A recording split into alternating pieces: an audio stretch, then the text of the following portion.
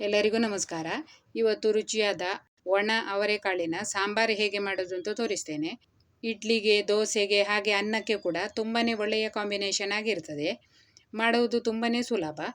ಈಗ ಮೊದಲಿಗೆ 1 ಕಪ್ ಆಗುವಷ್ಟು ಒಣ ಅವರೆಕಾಳನ್ನು ನೆನೆಸಿಡಬೇಕು. ನಾನಿಲ್ಲಿ ಒಣ ಅವರೆಕಾಳನ್ನು ರಾತ್ರಿ ಇಡೀ ನೆನೆಸಿಟ್ಟು ತಗೊಂಡಿದ್ದೇನೆ. ಚೆನ್ನಾಗಿ ನೆನೆದ ಮೇಲೆ ಇದನ್ನು ಬೇಯಿಸಬೇಕು. ಹಾಗೆ ಇದರ ಜೊತೆಯಲ್ಲಿ ಬೇರೆ ಯಾವುದಾದ್ರೂ ತರಕಾರಿ ಹಾಕಿಕೊಂಡು ಕೂಡ ನೀವು ಈ ಸಾಂಬಾರು ಮಾಡ್ಕೊಳ್ಬೋದು. 1 ಬಟಾಟೆ ಮತ್ತು 1 ಟೊಮೆಟೊವನ್ನು ಕಟ್ ಮಾಡಿ ತಗೊಂಡಿದ್ದೇನೆ. ಈರುಳ್ಳಿ ಬೆಳ್ಳುಳ್ಳಿಯನ್ನು ಹಾಕದೆ ಮಾಡುವಂತಹ ಒಂದು ರುಚಿಯಾದ ಸಾಂಬಾರು. ಈರುಳ್ಳಿ ಹಾಕಿ ಕೂಡ ಈ ಸಾಂಬಾರು ಮಾಡ್ಬೋದು. ನಾನಿಲ್ಲಿ ಬಟಾಟೆ ಮತ್ತು ಟೊಮೆಟೊ ಮಾತ್ರ ಹಾಕ್ಕೊಳ್ತಾ ಇದ್ದೇನೆ, ಈರುಳ್ಳಿ ಎಲ್ಲ ಹಾಕ್ತಾ ಇಲ್ಲ. ಈಗ ಒಂದು ಕುಕ್ಕರಲ್ಲಿ ಅವರೆಕಾಳನ್ನು ತೊಳೆದು ಹಾಕಿದ್ದೇನೆ. ಹಾಗೆ ಬಟಾಟೆ ಮತ್ತು ಟೊಮೆಟೊವನ್ನು ಜೊತೆಯಲ್ಲೇ ಹಾಕಿ ಬೇಯಿಸ್ತಾ ಇದ್ದೇನೆ. ನೀವು ಅವರೆಕಾಳನ್ನು ಮೊದಲು ಬೇಯಿಸಿಕೊಂಡು ಆಮೇಲೆ ಬಟಾಟೆ ಮತ್ತು ಟೊಮೆಟೊ ಹಾಕಿ ಬೇಯಿಸಿಕೊಂಡ್ರೂ ಆಗ್ತದೆ. ಈಗ ಇದರಲ್ಲಿ 2 ಕಪ್ ಆಗುವಷ್ಟು ನೀರನ್ನು ಹಾಕಿ ಕುಕ್ಕರಿನ ಮುಚ್ಚಳ ಮುಚ್ಚಿ 3 ರಿಂದ 4 ಸೀಟಿ ತೆಗಿಬೇಕು. ಅವರೆಕಾಳು ಮೆತ್ತಗೆ ಬೇಯಬೇಕು. ಈಗ ಬೇಯಿಸಿ ಆದಮೇಲೆ ಇದನ್ನು ಬೇರೆ ಒಂದು ಪಾತ್ರೆಯಲ್ಲಿ ಹಾಕ್ಕೊಂಡಿದ್ದೇನೆ. ಅವರೆಕಾಳು ನೋಡಿ ಈ ಥರ ಮೆತ್ತಗೆ ಬೆಂದಿರಬೇಕು. ಈಗ ಇದಕ್ಕೆ ಒಂದು ಮಸಾಲೆಯನ್ನು ರೆಡಿ ಮಾಡಬೇಕು. ಮಸಾಲೆಗೆ ಖಾರಕ್ಕೆ ತಕ್ಕ ಹಾಗೆ ಮೆಣಸನ್ನು ಹಾಕ್ಕೊಂಡಿದ್ದೇನೆ. 1 ಚಮಚ ಕೊತ್ತಂಬರಿ ಬೀಜ, ಅರ್ಧ ಚಮಚ ಜೀರಿಗೆ, 1/4 ಚಮಚ ಮೆಂತ್ಯಕಾಳು,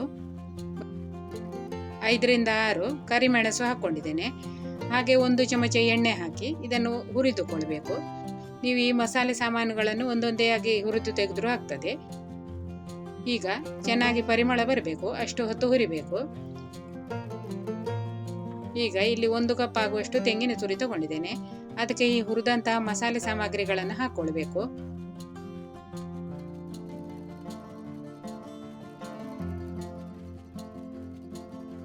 ಈಗ ಇದಕ್ಕೆ ಸಣ್ಣ ಹುಣಸೆ ಹುಳಿ ಮತ್ತು 1/4 ಚಮಚ ಆಗುವಷ್ಟು ಅರಿಶಿನ ಹಾಕ್ಕೊಳ್ಬೇಕು.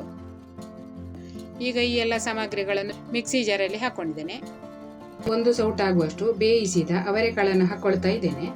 ಈ ಥರ ಅವರೆಕಾಳು ಹಾಕಿ ಮಸಾಲೆ ರುಬ್ಬಿಕೊಂಡ್ರೆ ಸಾಂಬಾರು ಕೂಡ ದಪ್ಪಾಗಿ ಆಗ್ತದೆ.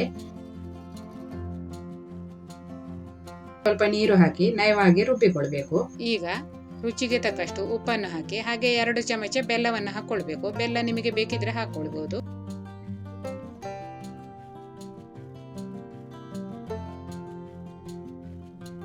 ಬೆಲ್ಲ ಹಾಕಿ ಚೆನ್ನಾಗಿ ಮಿಕ್ಸ್ ಮಾಡಬೇಕು. ಈಗ ರುಬ್ಬಿದ ಮಸಾಲೆಯನ್ನು ಹಾಕಿ ಬೇಕಾದಷ್ಟು ನೀರು ಹಾಕಿ ತೆಳ್ಳಗೆ ಮಾಡಿಕೊಳ್ಬೇಕು. ತಣಿದ ಮೇಲೆ ಈ ಸಾಂಬಾರು ತುಂಬ ದಪ್ಪ ಆಗ್ತದೆ, ಹಾಗಾಗಿ ನಿಮಗೆ ಬೇಕಾದಷ್ಟು ನೀರನ್ನು ನೀವು ಹಾಕ್ಕೊಳ್ಬೋದು.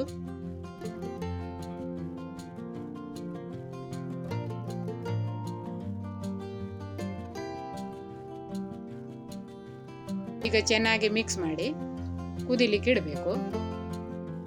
ಚೆನ್ನಾಗಿ ಕುದೀತಾ ಉಂಟು. ಈಗ ಕುದಿದ ಮೇಲೆ ಗ್ಯಾಸ್ ಆಫ್ ಮಾಡಿ ಇದಕ್ಕೊಂದು ಒಗ್ಗರಣೆ ಹಾಕಬೇಕು.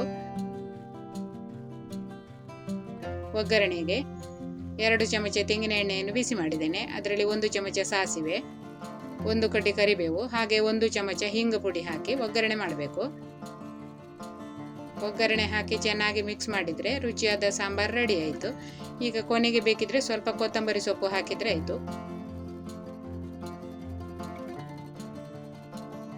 ಈಗ ರುಚಿಯಾದ ಸಾಂಬಾರು ರೆಡಿಯಾಗಿದೆ. ಈ ರೆಸಿಪಿ ನಿಮಗೆ ಇಷ್ಟ ಆಗಿದ್ರೆ ಒಂದು ಲೈಕ್ ಮಾಡಿ, ನಿಮ್ಮ ಅನಿಸಿಕೆಯನ್ನು ಕಮೆಂಟಲ್ಲಿ ತಿಳಿಸಿ. ವಿಡಿಯೋ ನೋಡಿದ ಎಲ್ಲರಿಗೂ ಧನ್ಯವಾದಗಳು.